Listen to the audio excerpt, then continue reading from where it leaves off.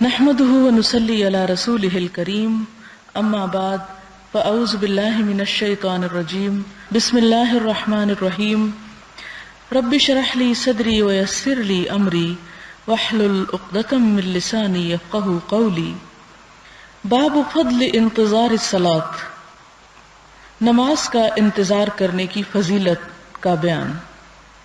ان ابی ہریرہ رضی اللہ عنہ ان رسول اللہ صلی اللہ علیہ وسلم قال لا يزال احدكم في صلاة ما دامت الصلاة تحبسه لا يمنعه ان ينقلب الى اهله الا الصلاة، متفق علیہ۔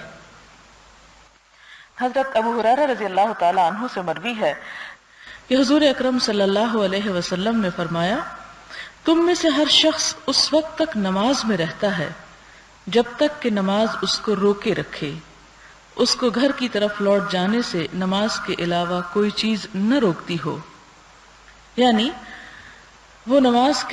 ایک شخص جو نماز کے انتظار میں وقت گزارتا ہے، مثلا مسجد میں ایک نماز سے گیا اور اس کے بعد کچھ عبادت کی اور پھر اس انتظار میں ہوتا ہے کہ اگلی نماز کا وقت ہو اور وہ نماز پڑھ کر جائے، تو فرمایا کہ یہ سارا وقت جو اس کی عبادت اور مسجد میں انتظار میں گزرتا ہے، گویا وہ نماز پڑھنے کی حالت کا وقت ہے، اس انتظار کا بھی ثواب ہے۔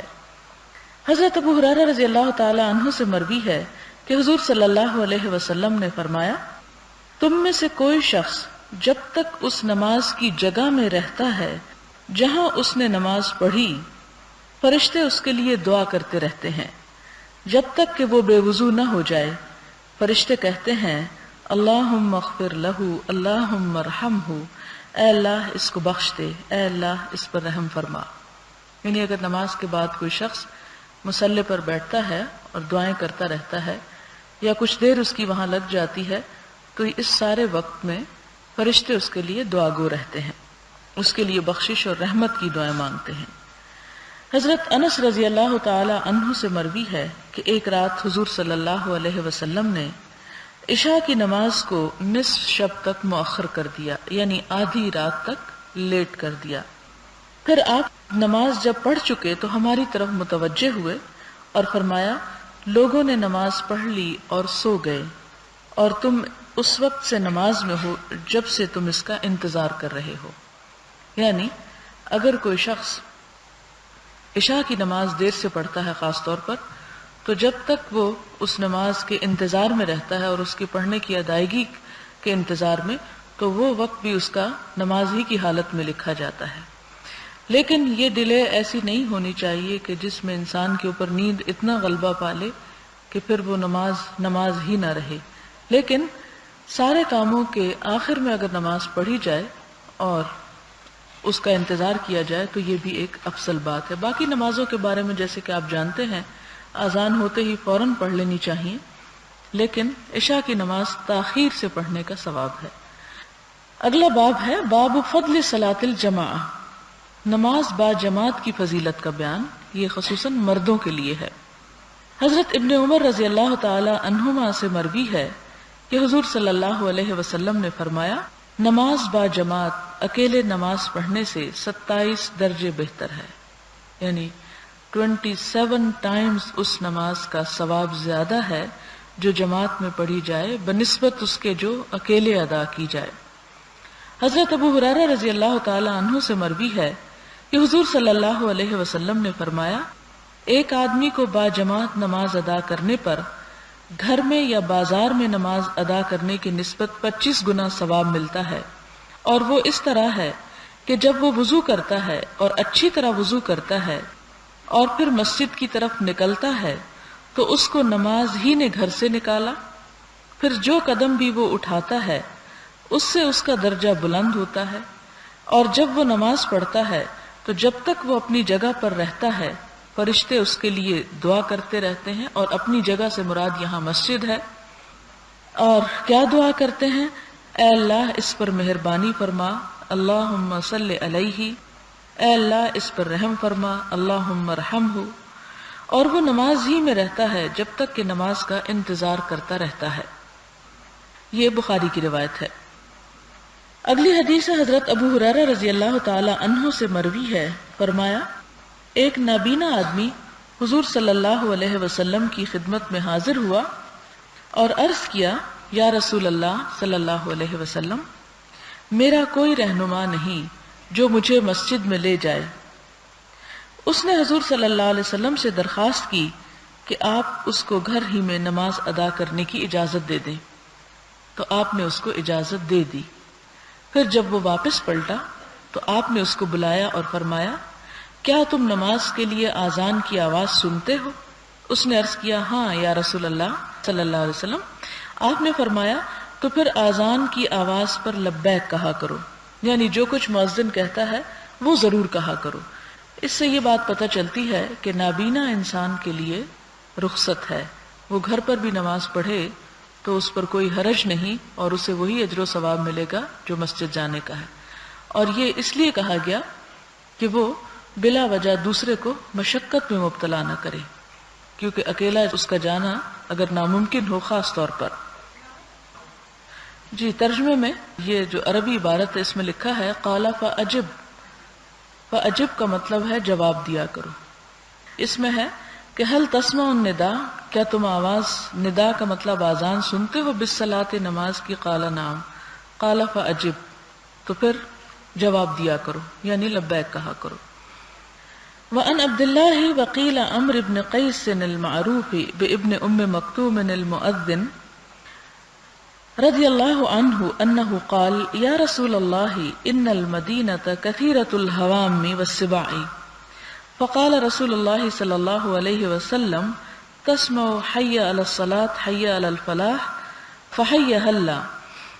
حضرت عبداللہ اور ایک قول کے مطابق عمرو بن قیس جو ابن مکتوم کے نام سے مشہور ہیں اور مؤذن تھے رضی اللہ تعالی عنہ سے مروی ہے کہ انہوں نے عرض کیا، یا رسول اللہ صلی اللہ علیہ وسلم، مدینہ طیبہ میں زہریلے کیڑے اور درندے بکثرت ہیں۔ تو حضور صلی اللہ علیہ وسلم نے فرمایا، تم حی علی الصلاۃ اور حی علی الفلاح کی آواز سنتے ہو تو آؤ، یعنی راستوں میں کیڑے مکوڑے کا ہونا یا درندوں کا ہونا یہ عذر نہیں کہ جس کی وجہ سے گھر نماز پڑھ لی جائے، کیونکہ اس طرح تو کوئی بھی سفر اور کوئی بھی راستہ کسی خطرے یا مشقت سے خالی نہیں ہو سکتا۔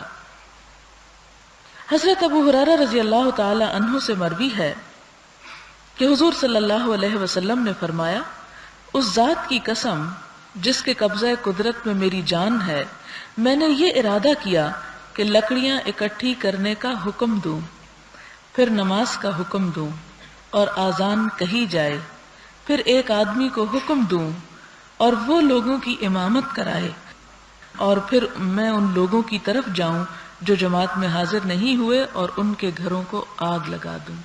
یہ بخاری اور مسلم کی روایت ہے، یعنی آپ صلی اللہ علیہ وسلم نے ان لوگوں پر سخت غصے کا اظہار فرمایا جو آذان کی آواز سن کر گھروں میں ہی نماز پڑھ لیں۔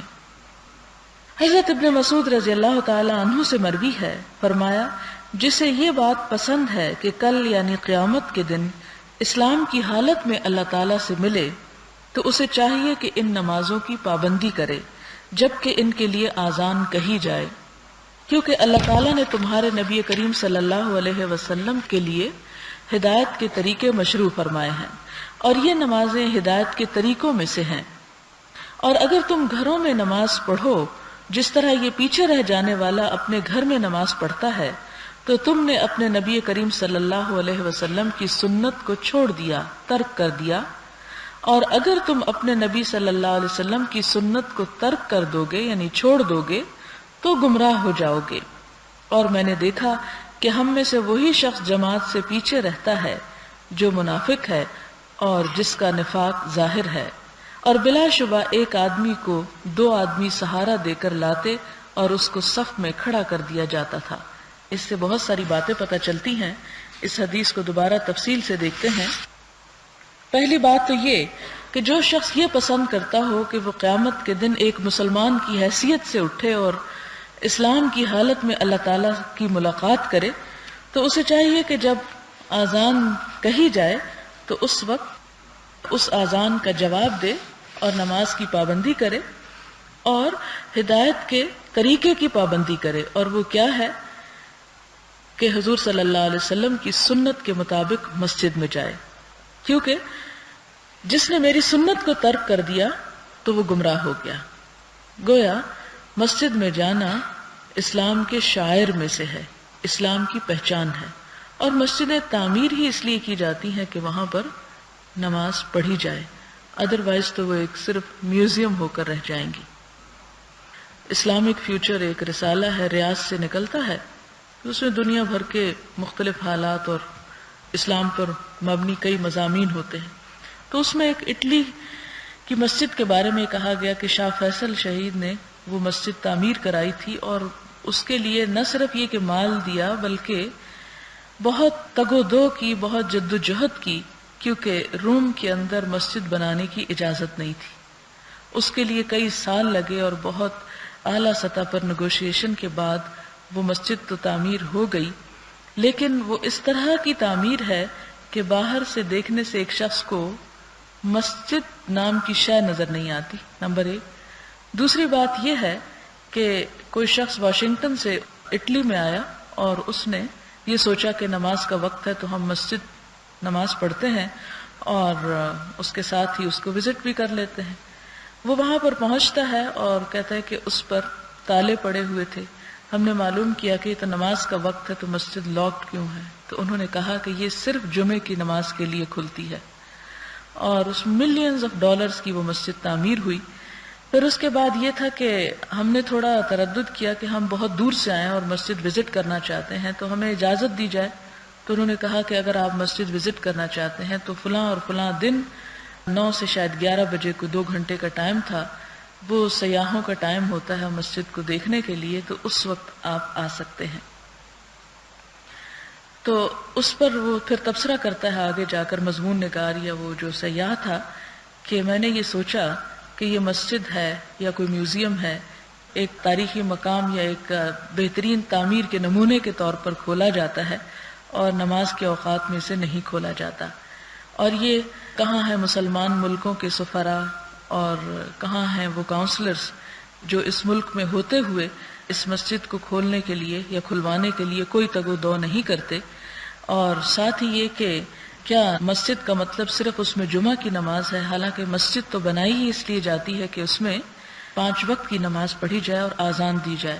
اور یہ تو ویسے بھی آپ کو معلوم ہوگا کہ کسی بھی یورپین کنٹری میں اونچی آواز میں آذان دینے کی اجازت نہیں، صرف اتنی آذان دے سکتے ہیں کہ جو 4 دیواری کے اندر ہی جس کی آواز رہے۔ برمنگھم میں ایک مرتبہ بہت تگ و دو کے بعد مسلمانوں نے آذان کی اجازت لی، لیکن اس پر بہت ہنگامہ اور شور ہوا، بالآخر وہ فیصلہ واپس ہو گیا۔ لیکن اٹلی کی اس مسجد کے بارے میں تو بہت افسوس سے کہا جاتا ہے، آپ دیکھیں کہ دنیا بھر میں جہاں کہیں کوئی عبادت گاہ ہے، خواہ وہ سینیگاگ ہو، خواہ وہ چرچ ہو، خواہ وہ مندر ہو، عبادت گاہیں ہمیشہ کھلی رہتی ہیں اور ان کے کھلنے کے اوقات محدود یا مخصوص نہیں ہوتے، اور عبادت گاہیں سب کے لیے عام ہوتی ہیں، اس میں یہ بھی شرط نہیں ہوتی کہ کوئی ایک خاص فرقے کا شخص اس میں داخل ہوگا، اور مسجدیں بھی اس میں شامل ہیں۔ یہی وجہ ہے کہ ہم دیکھتے ہیں کہ حضور صلی اللہ علیہ وسلم کی مسجد میں جہاں مسلمان آتے تھے وہاں غیر مسلم وفود بھی آپ سے ملاقات کیا کرتے تھے۔ لیکن اس سے ہم اندازہ لگا سکتے ہیں کہ ہم بطور مسلمان امت کتنے کمزور ہیں کہ ہم اتنے بڑے ملک یا شہر میں اپنی مسجد کو کھلا بھی نہیں رکھ سکتے۔ تو بہرحال یہاں چونکہ مسجدوں کا ذکر آیا تو چلتے چلتے آپ کو یہ قصہ سنا دیا ہے۔ تو فرمایا یہ جا رہا ہے کہ اگر تم نے گھروں میں نماز پڑھی تو یہ میری سنت کو چھوڑنے کے برابر ہوگا، اور اگر سنت کو چھوڑ دیا گیا تو تم گمراہ ہو جاؤ گے۔ اور میں نے دیکھا کہ ہم میں سے صرف وہی شخص جماعت سے پیچھے رہتا تھا جو منافق ہے، یعنی آپ صلی اللہ علیہ وسلم کے زمانے میں کسی سچے مومن کے لیے یہ تصور بھی نہیں کیا جا سکتا تھا کہ وہ مسجد میں نماز نہ پڑھے۔ اور جس کا نفاق ظاہر ہے، اور بلا شبہ ایک آدمی کو 2 آدمی سہارا دے کر لاتے اور اسے صف میں کھڑا کر دیا جاتا، یعنی بیماری کے حالت میں بھی، اور ایسے لوگ بھی جو خود چلنے کے قابل نہ ہوتے وہ بھی گھر میں نماز پڑھنا پسند نہ کرتے، لوگ انہیں اٹھا کر لاتے اور وہ مسجد ہی میں نماز ادا کرتے۔ ایک اور روایت میں ہے، فرمایا بے شک حضور صلی اللہ علیہ وسلم نے ہمیں ہدایت کے طریقے سکھائے اور بے شک جس مسجد میں آذان کہی جائے اس میں نماز ادا کرنا ہدایت کے طریقوں میں سے ہے. ہدایت کے اپوزٹ جو ہے وہ گمراہی ہے، یعنی اگر تم اس کو چھوڑ دو گے تو لا محالہ دوسرے راستے پہ چل نکلو گے. حضرت ابو الدرداء سے روایت ہے، فرمایا میں نے حضور صلی اللہ علیہ وسلم کو یہ فرماتے سنا، جو 3 آدمی کسی گاؤں یا جنگل میں جمع ہوں اور وہاں نماز قائم نہ کی جائے تو شیطان ان پر غلبہ پا لیتا ہے. تم جماعت کو معمول بناؤ کیونکہ اکیلی بھیڑ کو بھیڑیا کھا جاتا ہے.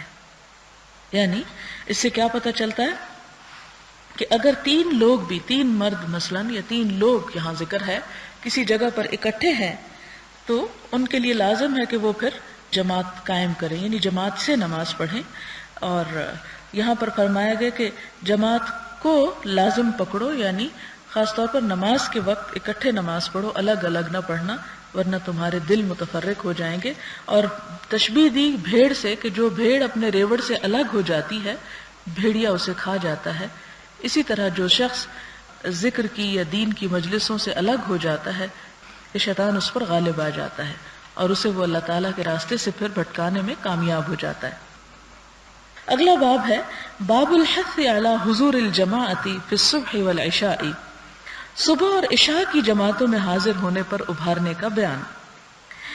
حضرت عثمان بن عفان رضی اللہ تعالی عنہ سے مروی ہے، فرمایا میں نے حضور صلی اللہ علیہ وسلم کو یہ فرماتے سنا، جو شخص عشاء کی نماز با جماعت ادا کرے تو گویا اس نے نصف رات قیام کیا، اور جس نے صبح کی نماز با جماعت ادا کی گویا وہ ساری رات نماز پڑھتا رہا. یعنی ان 2 نمازوں کے مسجد میں پڑھنے کا اجر گویا ساری رات کی عبادت کے برابر ہے.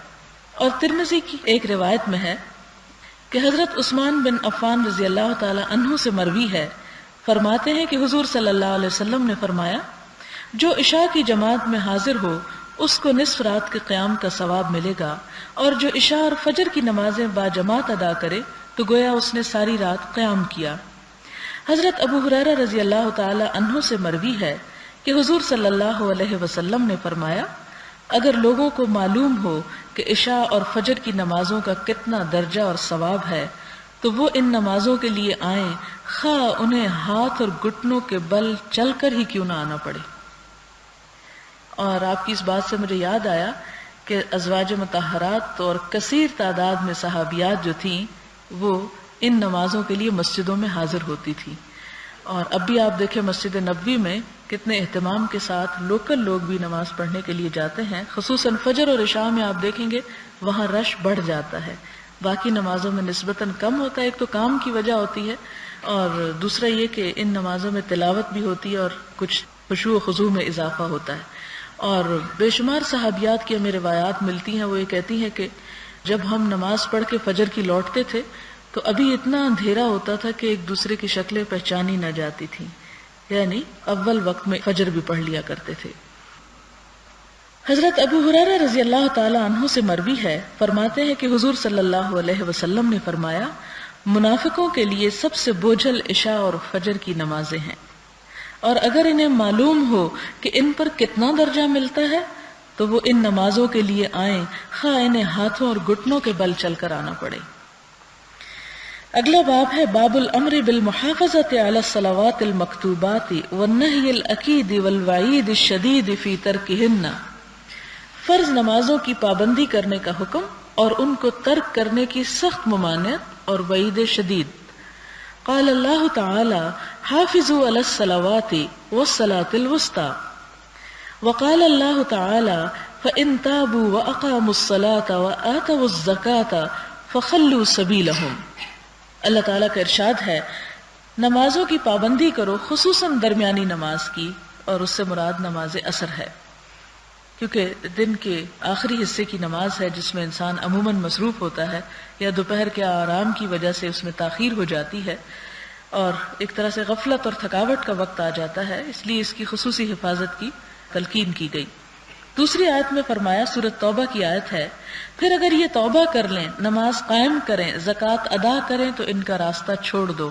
یعنی اس دور میں جیسا کہ آپ جانتے ہیں کہ خصوصاً جنگی حالات میں اگر کفار مل جاتے اور جنگ کا عرصہ ہوتا تو اس میں انہیں پکڑ کر مارنے کا بھی حکم تھا. ایک جگہ پر آتا ہے کہ انہیں پکڑو اور انہیں جہاں کہیں پاؤ ان کو مارو.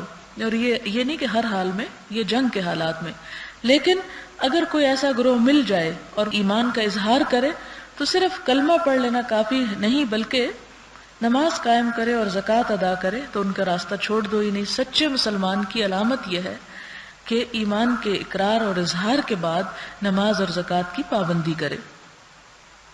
قرآن پاک میں 81 مقامات پر نماز کے ساتھ زکوٰۃ کا بھی ذکر آیا ہے، جس سے اس کی اہمیت کا اندازہ ہوتا ہے، اگرچہ صرف نماز کا ذکر اس سے کہیں زیادہ مرتبہ آیا ہے. حضرت ابن مسعود سے روایت ہے، فرمایا میں نے حضور صلی اللہ علیہ وسلم سے پوچھا کون سا عمل سب سے افضل ہے؟ فرمایا وقت پر نماز ادا کرنا. عرض کیا پھر کون سا عمل افضل ہے؟ فرمایا والدین کے ساتھ اچھا سلوک کرنا. عرض کیا پھر کون سا عمل افضل ہے؟ فرمایا اللہ تعالیٰ کی راہ میں جہاد کرنا. حضرت ابن عمر رضی اللہ تعالی عنہما سے مروی ہے، فرماتے ہیں کہ حضور صلی اللہ علیہ وسلم نے فرمایا اسلام کی بنیاد 5 چیزوں پر رکھی گئی ہے. نمبر 1 یہ گواہی دینا کہ اللہ تعالیٰ کے سوا کوئی عبادت کے لائق نہیں، اور یہ گواہی دینا کہ محمد صلی اللہ علیہ وسلم اللہ کے رسول ہیں. نمبر 2 نماز قائم کرنا. نمبر 3 زکوٰۃ ادا کرنا. نمبر 4 بیت اللہ کا حج کرنا. اور نمبر 5 رمضان کے روزے رکھنا. اس میں مختصراً ان عبادات کا ذکر ہے، جبکہ تفصیلات اور مقامات پر ہیں. حضرت ابن عمر رضی اللہ تعالی عنہما سے مروی ہے، فرماتے ہیں کہ حضور صلی اللہ علیہ وسلم نے فرمایا مجھے حکم دیا گیا ہے کہ میں لوگوں سے جنگ کروں حتیٰ کہ وہ یہ گواہی دیں کہ اللہ تعالیٰ کے سوا کوئی عبادت کے لائق نہیں، اور یہ کہ محمد صلی اللہ علیہ وسلم اللہ کے رسول ہیں، اور نماز قائم کریں، زکوٰۃ ادا کریں، اور اگر وہ یہ احکام بجا لائیں تو انہوں نے اپنی جانوں اور مالوں کو مجھ سے محفوظ کر لیا. ہاں اسلام کا حق باقی رہے گا اور ان کا حساب اللہ تعالیٰ کے ذمہ قدرت پر ہے. اسی حدیث کی بنیاد پر حضرت ابوبکر صدیق رضی اللہ تعالیٰ عنہ نے مانعین زکوٰۃ یعنی جو لوگ زکوٰۃ سے انکار کر رہے تھے ان کے خلاف جنگ کی تھی. جب ان سے پوچھا گیا کہ وہ تو کلمہ پڑھتے ہیں، آپ ان کے خلاف کیسے ہتھیار اٹھائیں گے؟ انہوں نے یہی حدیث کوٹ کی اور اس سے اوپر جو آیت ہے کہ اگر وہ توبہ کریں اور نماز قائم کریں اور زکوٰۃ دیں تو ان کا راستہ چھوڑ دو. لیکن ایک بات یہاں پر یاد رہے کہ اس کا یہ مطلب نہیں کہ جو شخص آپ کو نماز نہ پڑھتا ملے اس کی آپ گردن اڑا دیں، یہ اس سے مراد نہیں ہے. اس سے مراد یہ ہے کہ نماز کے اوپر ایمان رکھنا، اس کی فرضیت پر یقین رکھنا اور بات ہے، اور پھر سستی کر جانا یعنی ایک چیز ہے. لیکن دوسری طرف یہ کہنا کہ نماز ہے ہی کچھ نہیں، یا میں اس کو فرض سمجھتا ہی نہیں، یا اس کی کوئی ضرورت ہی نہیں، یا اس کا کوئی فائدہ ہی نہیں، یعنی نماز کی فرضیت سے انکار کرنا، یا اسی طرح زکوٰۃ کے فرض ہونے سے انکار کرنا.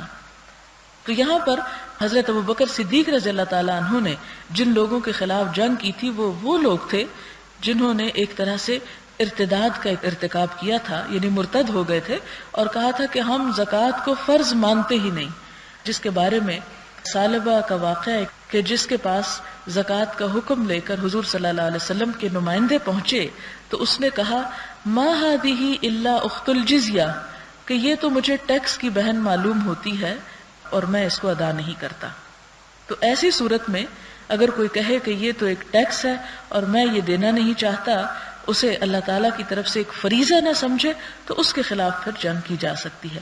لیکن ایک عام شخص جو مانتا تو ہے کہ دینی چاہیے لیکن صرف اپنے سستی اور غفلت اور لاپرواہی کی وجہ سے اس کو نہیں ادا کرتا، تو اس کی تنبیہ اور وعید کچھ اور ہے. پھر اس کے بعد حضرت معاذ رضی اللہ تعالی عنہ سے مروی ہے، فرمایا مجھے حضور صلی اللہ علیہ وسلم نے یمن کی طرف بھیجا اور ارشاد فرمایا تم اہل کتاب کے ایک گروہ کے پاس جاؤ، تم ان کو اس بات کی دعوت دو کہ وہ یہ گواہی دیں کہ اللہ تعالیٰ کے سوا کوئی عبادت کے لائق نہیں، اور میں یعنی حضرت محمد صلی اللہ علیہ وسلم اللہ تعالیٰ کا رسول ہوں. اور اگر وہ تمہاری اس بات کو مان لیں تو انہیں بتاؤ کہ اللہ تعالیٰ نے ہر دن اور رات میں ان پر 5 نمازیں فرض کی ہیں. اور اگر وہ تمہاری اس بات کو مان لیں تو انہیں بتاؤ کہ اللہ تعالیٰ نے ان پر صدقہ یعنی زکوٰۃ فرض کی ہے، جو ان میں سے امیروں سے لی جائے گی اور ان کے غریبوں کو دی جائے گی. اور اگر وہ اس حکم کی تعمیل کریں تو ان کے نفیس مال لینے سے پرہیز کرنا، یعنی عمدہ مال نہ نکالنا، اور مظلوم کی بد دعا سے ڈرنا، کیونکہ اس کے اور اللہ تعالیٰ کے درمیان کوئی حجاب نہیں ہے. یعنی چونکہ یہ مسئلہ جو ہے یہ ایمان سے متعلق ہے، ایمان سے متعلق ہے. بہرحال پھر وہ اسکالرس کا اپنا ایک اوپینین ہے، اور اس میں انہوں نے اس میں فرق نہیں کیا کہ اس کے اوپر بلیف کرنا اور اس کو چھوڑنا ایک ہی چیز ہے یا مختلف. لیکن عموماً جو جمہور علماء کا خیال ہے وہ یہ کہ اگر کوئی شخص اس کی فرضیت سے انکار کر دے کہ ہم مانتے ہی نہیں، وہ اور مسئلہ ہے. لیکن اگر کوئی شخص یہ کہے کہ ہاں میں مانتا ہوں، فرض ہے، اچھا آج پڑھوں گا کل پڑھوں گا، کبھی پڑھ لے کبھی نہ پڑھے، تو اس کی بات اور ہے.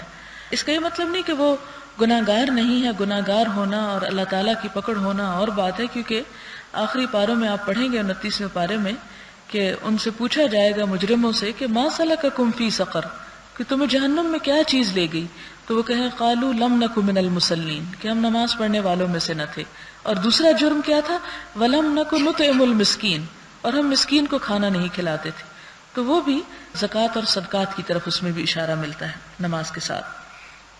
یہاں پر جو بات پتہ چل رہی ہے وہ نمازوں کے ساتھ زکوٰۃ، اور زکوٰۃ میں ایک اور خاص بات اگر آپ عربی عبارت کو دیکھیں تو اخذ من اغنیائہم فترد علی فقرائہم، کہ مسلمانوں ہی کے اغنیاء سے لی جائے گی، کفار سے نہیں لی جائے گی. تو رد علی فقرائہم، اور انہی مسلمانوں کے فقراء کو دی جائے گی، کفار کے فقراء کو نہیں دی جائے گی. یعنی کافر فقیر کو آپ ویسے صدقہ یا خیرات تو دے سکتے ہیں لیکن زکوٰۃ میں سے نہیں دے سکتے.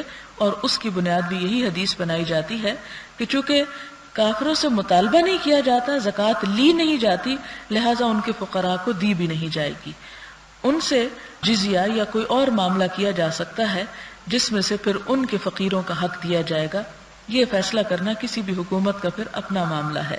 لیکن انڈیویجولی کسی مسلمان کے لیے اگر وہ زکوٰۃ نکالتا ہے تو اسے اجازت نہیں کہ وہ کسی غیر مسلم کو دے. اور پھر ایک اور اہم بات اس حدیث سے پتہ چل رہی ہے کہ زکوٰۃ لینے والے لوگوں کا بہترین مال نہ چنیں.